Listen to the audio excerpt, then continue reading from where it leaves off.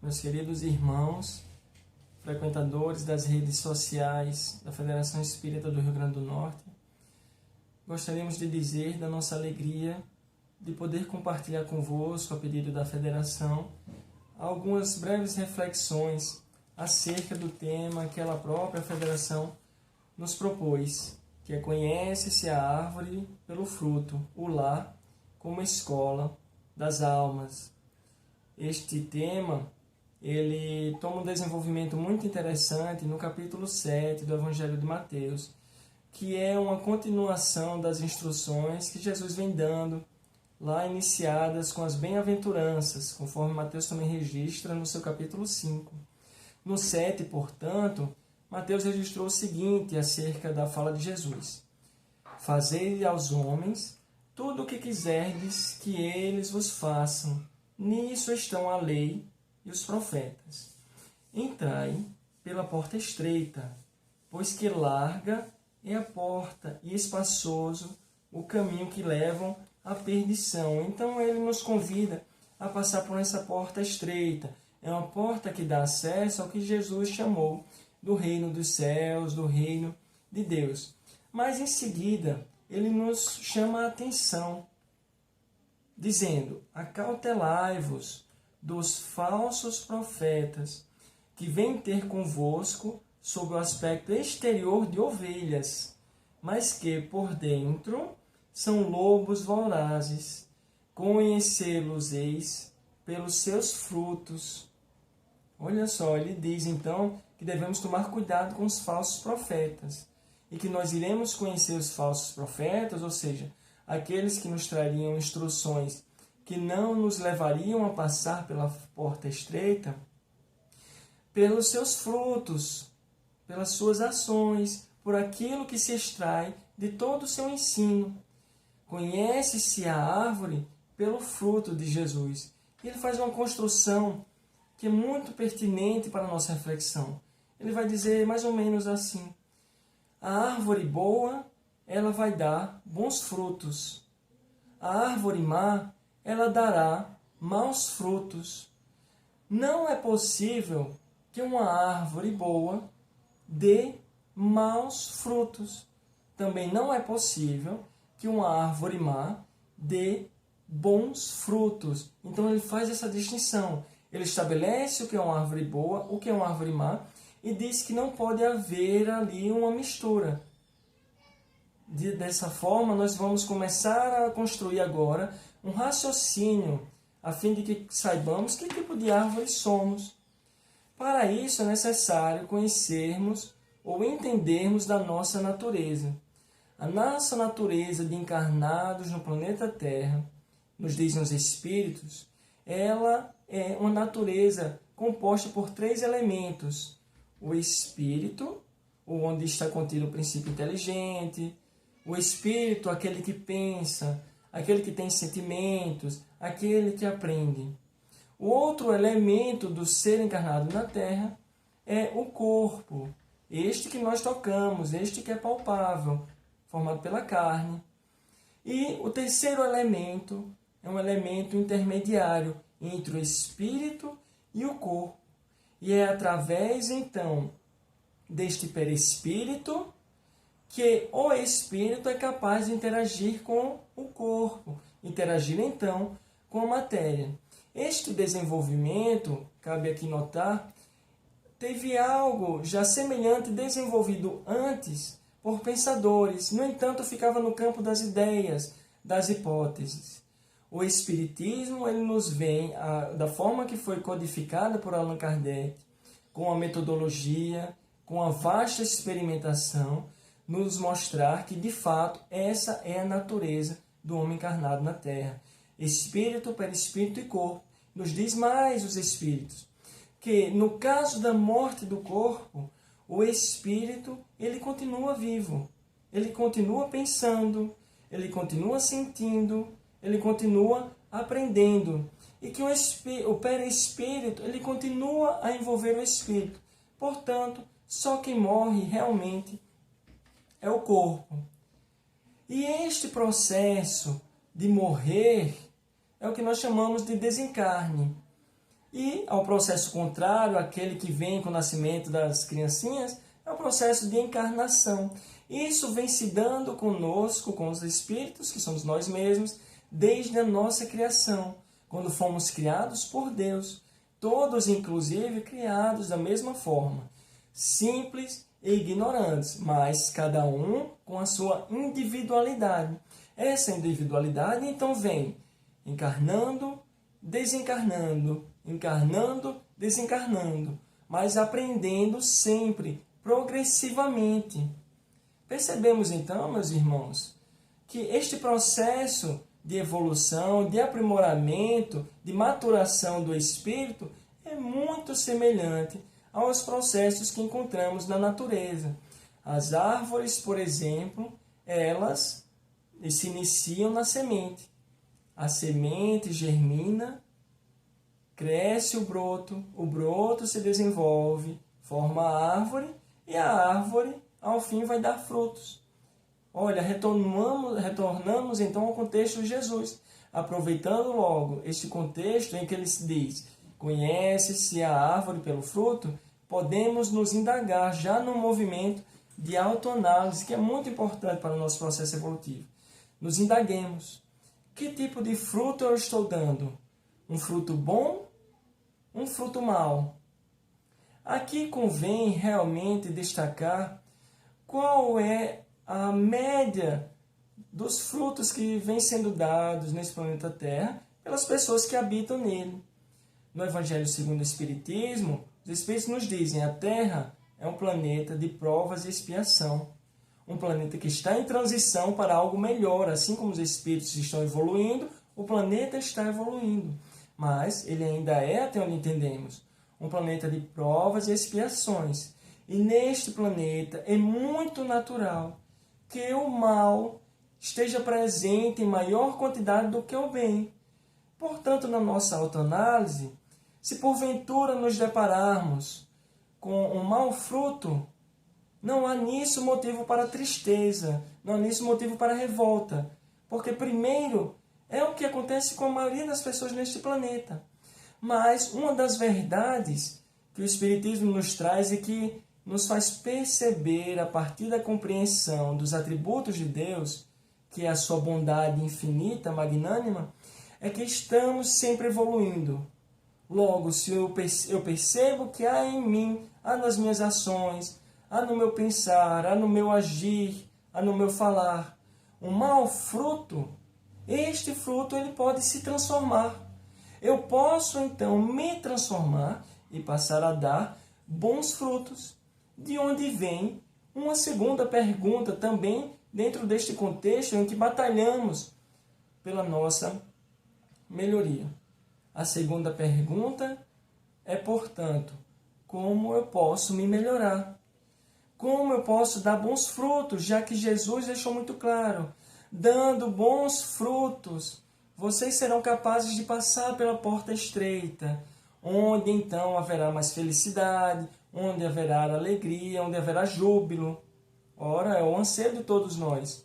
Como posso, portanto, me melhorar?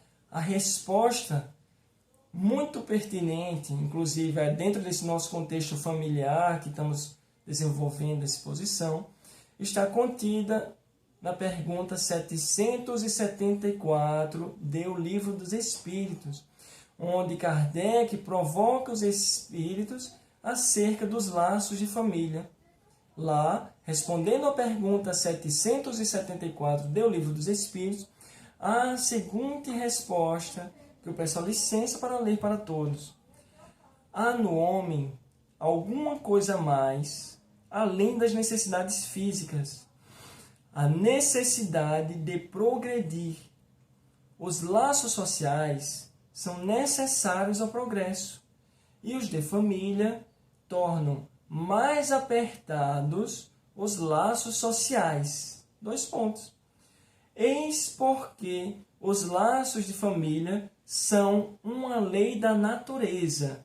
E aqui é a parte mais importante para nós. Quis Deus, dessa forma, que os homens aprendessem a amar-se como irmãos. Ora, nossa pergunta era: como eu posso dar melhores frutos? Aqui está a resposta. Aprendendo a amarmos-nos como irmãos. E onde se dá este aprendizado? Mais rapidamente, mais eficientemente, na família. Que, inclusive, como destacam os Espíritos, tem um papel fundamental. Nela, os laços sociais são mais apertados. E são esses laços sociais que possibilitam o progresso da humanidade. Então, vejam só. Cada família é uma célula em potencial que favorece ao progresso da humanidade. Por isso, ela é uma lei da natureza. Considerando, meus queridos irmãos, que na família, por vezes, temos vários elementos, poderíamos separar estes elementos em duas classes. Por exemplo, só para que fique mais didático. Uma classe, a classe dos pais. Qual seria, então, a missão dos pais na família, dentro deste contexto do aprendizado, dos bons frutos? A missão dos pais, questão 208 do Livro dos Espíritos. Os espíritos dos pais têm por missão desenvolver os de seus filhos pela educação. E aqui, é certo, não se trata somente daquela educação intelectual, em que a criança, o jovem adulto vai para a escola, vai para a faculdade. Aqui diz respeito também à educação moral, aquela que está relacionada à mudança no caráter das crianças. Essa é a missão dos pais. Então não é uma missão tão simples como talvez nós pensássemos, mas essa é a missão. Os filhos, a segunda classe dos membros que normalmente ocupam uma família, eles também têm a sua missão. Atenção aos filhos, não é? E essa missão, inclusive, já está registrada na humanidade desde tempos que são anteriores à época de Jesus. Lá no livro Êxodo, da época de Moisés, antes de Jesus, capítulo 20, versículo 12, está contido que devemos honrar nosso pai e nossa mãe, a fim de vivermos longo tempo na terra que o Senhor, nosso Deus, nos dará. Olha só, anterior a Jesus, honrai a vosso pai e a vossa mãe, a fim de viverdes longo tempo na terra que o Senhor, vosso Deus, vos dará. Aqui, nesse momento, nós nos lembramos de uma bem-aventurança de Jesus. Ele disse assim: bem-aventurados os mansos, porque herdarão a terra. Honrai a vosso pai e a vossa mãe. O Senhor vosso Deus vos dará uma terra. Sede mansos, bem-aventurados os mansos, porque herdarão a terra. Então já fica uma das características que os filhos precisam construir, segundo esses ensinos. Honrar ao pai e à mãe, ser manso. Ser manso no lidar, no falar, até mesmo no dizer que não concorda. Mas a missão, os Espíritos nos dizem no Evangelho segundo o Espiritismo, que vai além. Eles fazem um desenvolvimento desse honrar ao pai e à mãe, dizendo o seguinte: honrar a seu pai e a sua mãe não consiste apenas em respeitá-los. Muitas vezes a gente já vê muita gente com dificuldade, né? É também assisti-los na necessidade, é proporcionar-lhes repouso na velhice, é cercá-los de cuidados. Esse é honrar o seu pai e a sua mãe, missão dos filhos. Entendendo-se aqui, claro, que esta explicação ela se estende naturalmente às pessoas que fazem as vezes de pai e de mãe. Conhecemos várias situações que as pessoas fazem as vezes de pai e de mãe. Vovô, vovó, ou outras pessoas, o tio, mesmo pessoas que não guardam relações consanguíneas, fazem às vezes, e isso se aplica a eles também. Honrai a vosso pai e a vossa mãe é um corolário da lei geral da caridade e de amor ao próximo. Honrar ao pai e à mãe, eles vão dizer, é o ápice da aplicação da lei geral de caridade e de amor ao próximo. Então agora a gente compreende. Quando eles disseram que é no lar em que se aprende a amar e onde a sociedade vai poder progredir, desde que os laços de família estejam sempre apertados, agora a gente compreende. Isso se dá através deste processo de interação entre os pais e os filhos. E este processo de interação, ele é curioso, muito interessante, porque guarda uma relação com teorias que hoje são estudadas na área da educação. O processo de ensino e aprendizagem. O pai, ele ensina, mas ele aprende com o filho, por mais que o filho não diga, estou te ensinando. Ele aprende com as ações do filho. E o filho aprende com o pai e ensina por suas ações igualmente. Essa teoria, meus queridos irmãos, nós reconhecemos que é muito interessante perceber tudo isso dentro do nosso contexto familiar.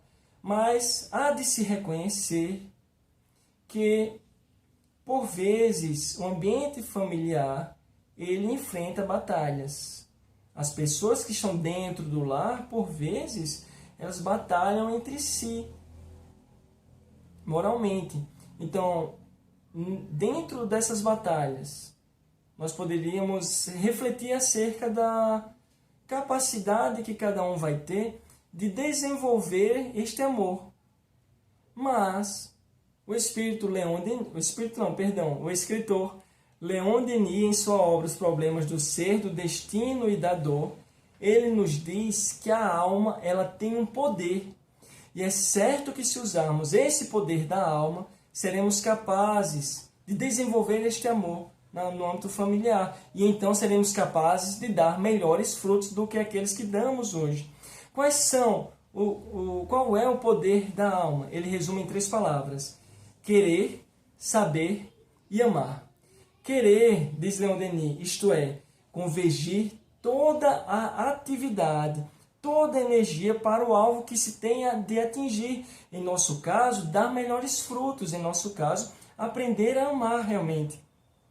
Desenvolver a vontade e aprender a dirigir esta vontade. Esse é o querer.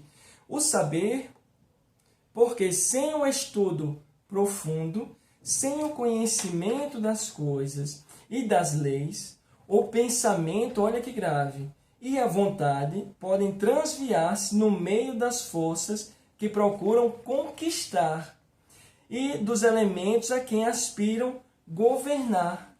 Ou seja, sem o saber, o querer ele pode se deixar levar, ele pode se deixar ser arrastado, ele pode ouvir a quem?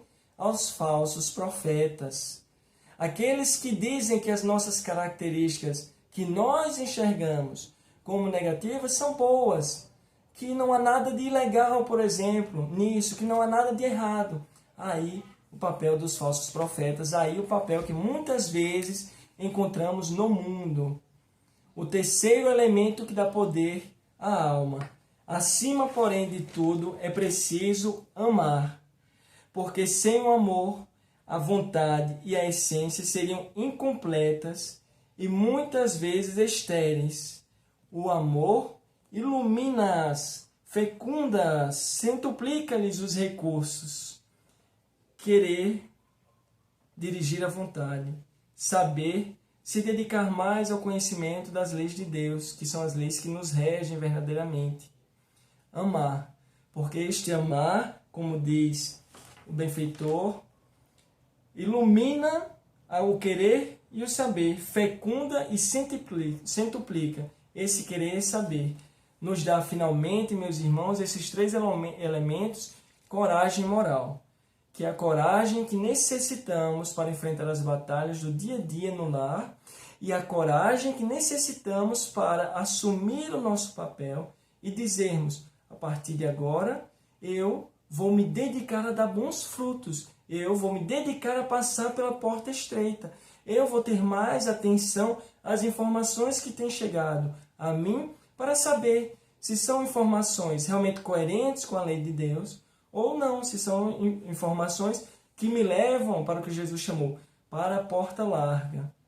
Meus queridos irmãos, reconhecemos então a família como uma verdadeira escola da alma, onde todos nós vamos em um momento ou outro nos esforçar por realmente melhorarmos, por nos desenvolvermos, por amarmos ao nosso próximo e então darmos bons frutos.